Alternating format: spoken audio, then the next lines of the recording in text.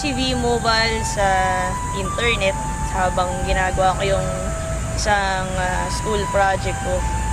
Naghanap din ako ng extra income ng that time. So, hindi ko na pinalagpas yung ads na yun sa internet.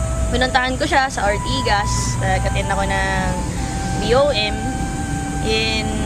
nagustuhan ko talaga yung business. Pero, unang problema ko talaga nun, dahil estudyante pa ako nun that time, is pera. Wala akong pang-join.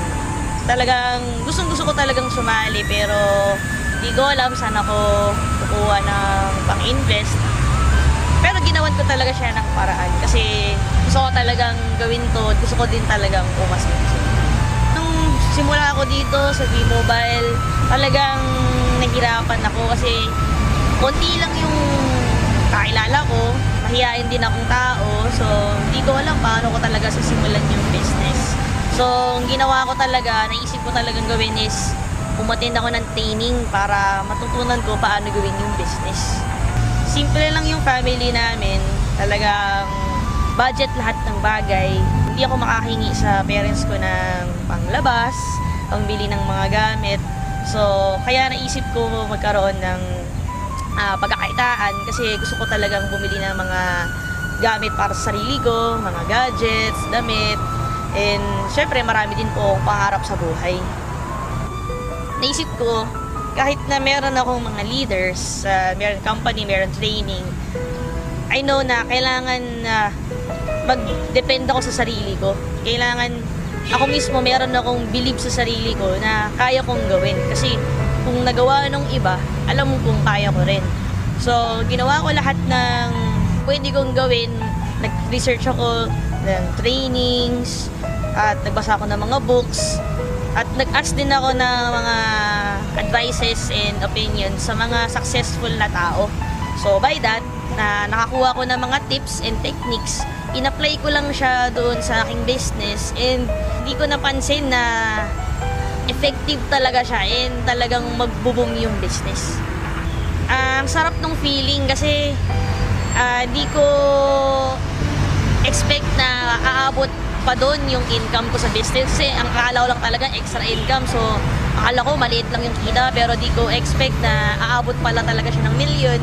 Kung talagang seryosohin mo yung business, seryoso talaga yung ibabalik niya sa'yo. Nakuha ko yung unang sasakyan ko after 1 year mahigit ko sa business kasi part-time pa lang ako nun, estudyante pa lang ako nun. Yung first car ko, Mitsubishi Galant, actually second hand pa lang ngayon. And siguro mga around less than 200,000 yung bili ko doon. So because of that car, doon na nagsimulang mag-expand yung network ko kasi nakita na rin ng mga iba, nagkaroon ng resulta at nakapunta rin ako sa mga ibang place. So after few months, siguro sabihin natin na after 6 months na pinalitan ko siya ng Ford Expedition kasi gusto ko ng malaking sasakyan para magmukha naman ako malaki. Iba kasi yung feeling naka-expedition ka. After ko mag second hand ng kotse, naisip ko naman mag brand new para yung kakaibang feeling. So next car ko naman, third car ko is yung Hyundai Sonata. Ang saya kasi para siyang pang bridal car eh. And then after nung Sonata, after 3 months, bumili naman ako ng Chevrolet Suburban. Pinalitan ko naman yung old ko na Ford Expedition para mas bago na rin yung family car namin. Then, sabi ko na lang, before ko makuha yung Camaro, pinagdasal ko muna siya kay God. Kasi sabi ko, Lord, gusto ko ng isa pang car. Pero, kung hindi mo siya ibibigay pa sa akin ngayon, okay lang. Pero, hindi ko in-expect na talagang darating siya. So, ito naman ngayon yung latest car ko, yung Camaro. Talagang, ang sarap ng feeling kasi dati hindi naman ako nakakasakay ng sasakyan. Wala akong sasakyan. Hindi ko alam kung makakabili ba ako ng sasakyan. Hindi ko rin dati na-experience na pumasok ng showroom at from that day is pwede ka nang bumili ng sasakyan. Nung una pa nga, ayaw ko pansinin ng mga agents kasi siguro akala nila isa lang ang musmus na bata. Pero di lang nila alam na ako na pala yung bibili ng sasakyan.